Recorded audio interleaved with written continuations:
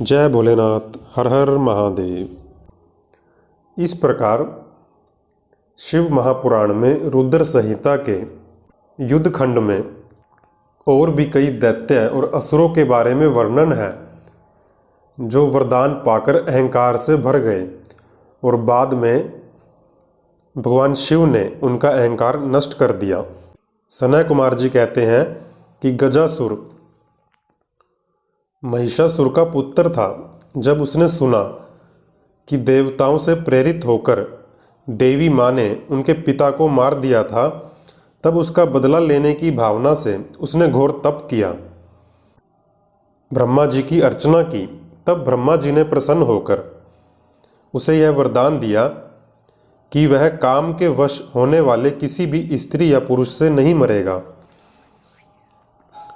महाबली और सबसे अजय रहेगा। वर पाकर वह गर्व से भर गया और सभी दिशाओं और लोकों पर अपना अधिकार कर लिया। अंत में वह भगवान शिव की राजधानी आनंदवन काशी में जाकर सबको सताने लगा। देवताओं ने भगवान शिव से प्रार्थना की कि आप काम विजयी हैं, अतः आप उसे मार सकते हैं। उसके बाद घोर युद्ध में भगवान शिव ने उसे अपने त्रिशूल में पिरो लिया। फिर उसके बाद उसने भगवान शिव की वंदना की और अपने कृत्यों पर माफ़ी मांगी। और भगवान शिव जो जल्दी ही प्रसन्न हो जाते हैं, वे प्रसन्न हो गए। तब गजासुर ने कहा, यदि आप मुझ पर प्रसन्न हैं तो अपने त्रिशूल की अग्नि से पवित्र हुए मेरे इस चर्म को आप धारण करें।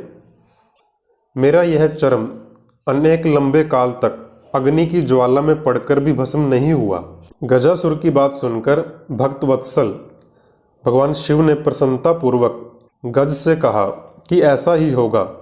उसके बाद प्रसन्न हुए भगवान शिव ने उस दानवराज गज को, जिसका मन भक्ति के कारण निर्मल हो गया था, बोले कि तेरा यह पावन शरीर मेरे इस काशी क्षेत्र में मेरे लिंग के रूप में स्थित हो जाएगा और इसका नाम कृतिवासेश्वर होगा। यह समस्त प्राणियों के लिए मुक्तिदाता और उनके पापों का नाश करने वाला होगा। ऐसा कहकर भगवान शिव ने गजासुर के उस विशाल चर्म को ओढ़ लिया। उसके बाद सनय कुमार जी ने दुंदु भिनिर्लाद नामक दैत्य का वर्णन किया। सनय कुमार जी बताने लगे कि जब दिति पुत्र महाबली हिरण्याक्ष विष्णु जी के द्वारा मारा गया, तब दिति को बड़ा दुख हुआ। तब देवताओं के शत्रु दुंदु भिनिर्लाद ने उनको आश्वासन देकर यह निश्चित किया कि देवताओं के बल ब्राह्मण है, ब्राह्मण नष्ट हो जाएंगे तो यज्ञ नहीं होंगे, यज्ञ न होने पर देवता आहार न पाने से निर्बल हो जाएंगे और मैं उन पर सहज ही विजय पा लूँगा। यूँ विचार कर वह ब्राह्मणों को मारने लगा। ब्राह्मणों का प्रथम प्रधान स्थान वाराणसी है, यह सोचकर वह काशी पहुँचा और वन में वनचर बनकर समिधा लेते हुए, जल में जलचर बनकर स्नान करते हुए और रात में व्याघ्र बनकर सोते हुए ब्राह्मणों को खाने लगा। एक बार शिवरात्रि के अवसर पर एक भक्त अपनी पर्णशाला में देवादिदेव शंकर का पूजन करके ध्यानस्थ बैठा था।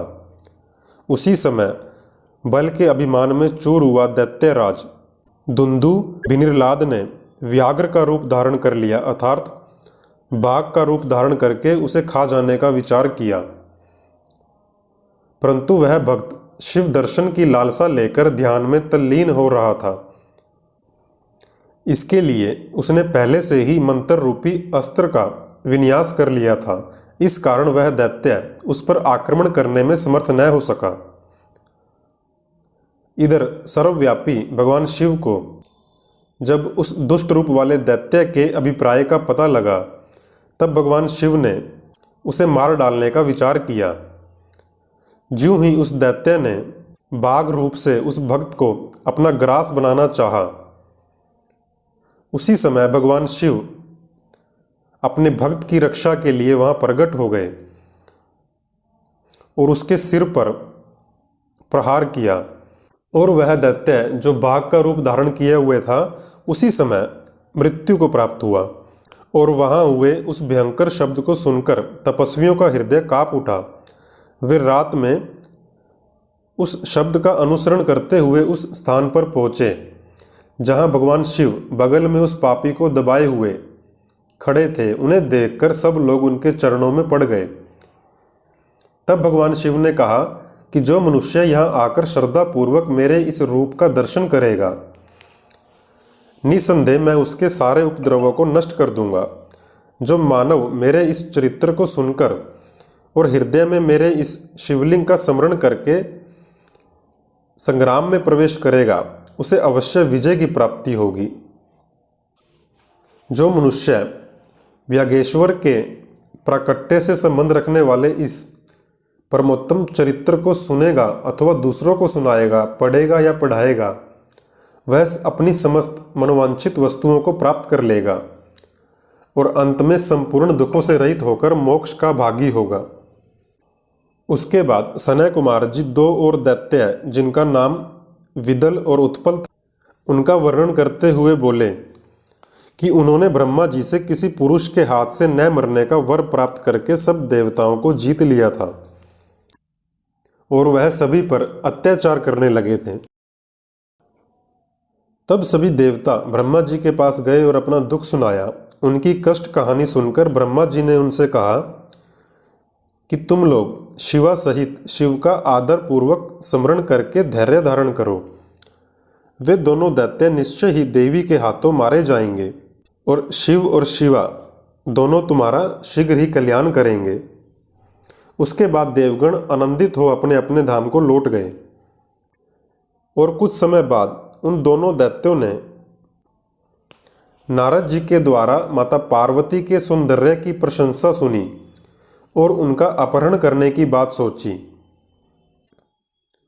माता पार्वती जी पर्वत पर एक गेंद को उछाल रही थी, वहीं वे जाकर आकाश में विचरने लगे। वे दोनों घोर दुराचारी थे, उनका मन अत्यंत चंचल था। वे गणों का रूप धारण करके माता पार्वती जी के निकट गए, परंतु भगवान शिव ने उन्हें आते ही पहचान लिया और महादेव जी ने माता पार्वती जी को सूचित किया कि ये दोनों दैत्य हैं, गण नहीं। माता पार्वती जी ने उस संकेत को समझकर उसी गेंद से एक साथ ही दोनों पर चोट की और महादेवी जी की गेंद से आहत होकर वे दोनों महाबली चक्र काटते हुए भूतल पर गिर पड़े और उन दोनों को धराशायी करके वह गेंद शिवलिंग के रूप में परिणत हो गया। समस्त दुष्टों का निवारण करने वाला यह लिंग कंदुकेश्वर के नाम से विख्यात हुआ और ज्येष्ठेश्वर के निकट स्थित हो गया। काशी में स्थित कुंदकेश्वर लिंग दुष्टों का विनाशक, भोग मोक्ष का प्रदाता और सर्वदा सत्पुरुषों की समस्त कामनाओं को पूर्ण करने वाला है। जो मनुष्य इस अनुपम आख्यान को हर्षपूर्वक सुनता, सुनाता अथवा पढ़ता है, उसे भय का दुख कहाँ। वह इस लोक में नाना प्रकार के संपूर्ण उत्तमोत्तम सुखों को भोगकर अंत में दिव्य गति को प्राप्त कर लेता है। ब्रह्मा जी कहते हैं नारद जी को कि मैंने तुमसे रुद्र संहिता के अंतर्गत इस युद्ध खंड का वर्णन कर दिया है। यह खंड संपूर्ण मनोरथों का फल प्रदान करने वाला है। इस प्रकार मैंने पूरी की पूरी रुद्र संहिता का वर्णन कर दिया। यह शिवजी को सदा परम प्रिय है और भक्ति मुक्ति का फल प्रदान करने वाली है। जय भोलेनाथ। हर हर महादेव।